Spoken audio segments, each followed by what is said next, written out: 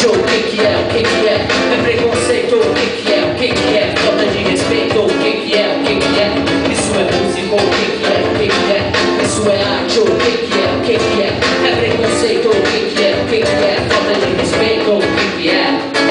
Teve uma vez que um tiozinho me parou na rua, me perguntou na unidade, qual é a sua? Outro dia eu passava lendo na camura, tive no palco e o som tava de toda altura. Esse negócio que cê faz, como é que se chama? Você podia se inscrever no programa Fama, ganhava o jogo e faturava logo 1 milhão. De carro novo todo dia na televisão, ficava rico e conhecido em todo mundo.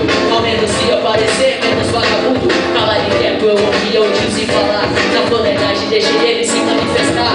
Mal fazia uma pergunta e já mandava outra, e na sequência me soltando umas ideias loucas. Menina, esse canto falado é sensacional, sinceramente é minha vida, eu não vi nada igual. E porra, tudo assim na hora pra quem tem as manhas, e no meu tempo eu só lembro caju e castanha. Prosa tá boa, mas na boa eu tenho um rio. Me deu as costas, foi andando e perguntando assim, isso é música, o que é, o que é?